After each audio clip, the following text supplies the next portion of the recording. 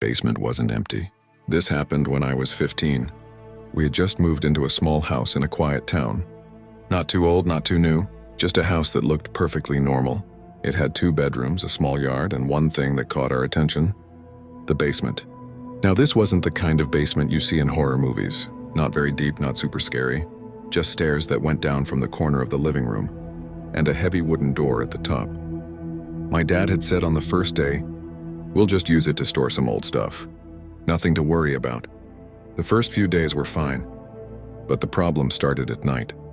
The first night, when everyone was asleep, I heard a sound. Tap, tap, like someone was slowly tapping on the wood. I rolled over, covered my ears, and told myself, "It's just the wind, or the house settling." The second night, the sound came back, but this time it was different. Footsteps on the stairs. One, then another. I sat up straight in bed. The house was completely silent. Mom and Dad were asleep. I checked my phone. It was 3:11 a.m. Then suddenly the sound stopped. The next morning I told Dad. He laughed it off. "New houses take some getting used to. You'll get used to it." I let it go. But the basement hadn't let it go. On the third night, I clearly heard someone trying to open the basement door. The lock rattled. I froze in bed, my heart pounding so loud I thought everyone would hear. Then a voice spoke. Soft, barely a whisper. "Is someone upstairs?" My breath caught. It was a child's voice. The next day, Mom said she hadn't been able to sleep either. She told me. I kept feeling like someone was walking down there. For the first time, Dad got serious. That day, we all went down into the basement. The light was on. Everything seemed normal. Old chairs, boxes, a broken mirror. But one thing made me freeze. At the last step of the stairs, tiny bare footprints marked the dusty floor, like a child had walked up barefoot recently. Mom immediately said, "That's it. I'm done. We're not going down there again." We shut the door and put heavy stuff in front of it. We all breathed a sigh of relief. But that night, the door opened on its own. I opened my eyes to see the living room light on, and at the basement door, a shadow was standing, small, thin. I mustered my courage and asked, "Who's there?" The shadow didn't move. Then it said, "I just came to play," I screamed. Mom and Dad rushed in. The door was shut. Everything looked normal, but on the floor, the wet footprints were still there. The next day, we talked to a neighbor. He went quiet. Then he said, "You weren't told?" We shook our heads. He said, "The previous owners had a little boy. He used to play alone in the basement a lot. One day, he never came back up. No body was ever found." I felt my blood run cold. That night, the power went out. In the darkness, a sound came from the basement. 56, 57, 58. Someone was counting. I turned on my phone's flashlight. The stairs were empty, but on the wall, a shadow moved upward. Then a voice said, "If someone sees me, I won't be alone anymore." I ran, woke everyone up. We left the house that very night. Even now, years later, whenever I see a basement staircase, I feel like someone is standing on the stairs, counting 1, 2, waiting for someone to come down and play with them.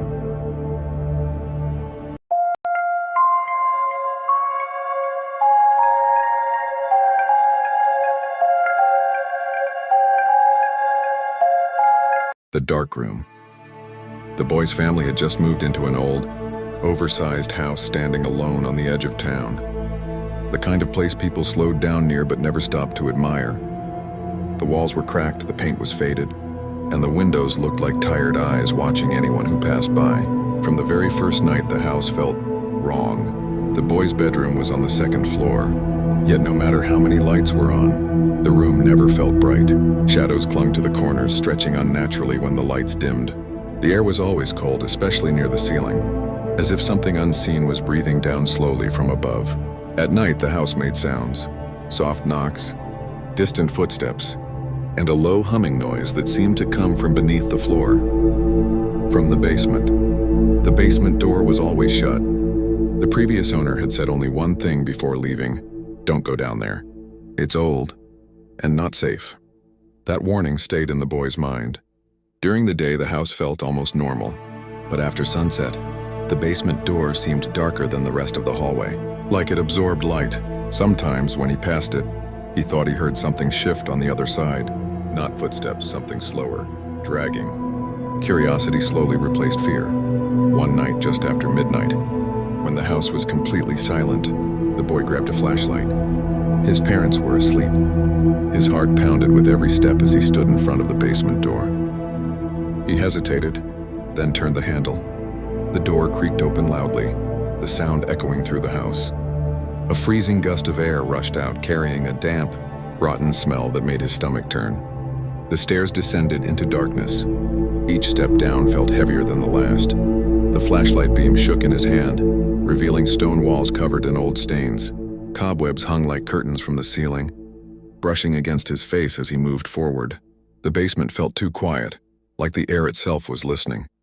In the far corner, the light landed on a pile of old furniture, broken chairs and dusty boxes, forgotten things, left behind. Then the flashlight flickered, once, twice, and went out. The darkness swallowed him completely. His breathing grew loud in his ears. That's when he felt it, a presence, something standing right behind him. "Who's there?" he whispered. His voice sounded small, weak. No answer. Instead, a faint rustling echoed through the basement, slow, deliberate, and then his name, not spoken clearly but stretched, like it was being pulled through broken speakers. The flashlight suddenly turned back on. At the far end of the basement, there was a door. He was sure it hadn't been there before. The door was old, scratched deeply as if something had tried to claw its way out. On the floor beneath it were dark, dried drops that looked disturbingly like blood. Every instinct told him to run, but his feet moved forward on their own. He pushed the door open. Inside was a small, cramped room filled with old clothes, cracked dolls, and broken toys.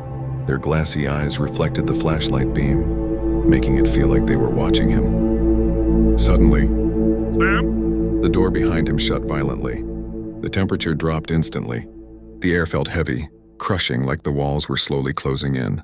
On the dusty floor, a small handprint appeared, then moved, dragging itself across the ground. The boy stumbled backward, barely able to breathe. That's when he heard it. Laughter. Soft, childlike, wrong. A whisper followed, sounding like an old, damaged recording.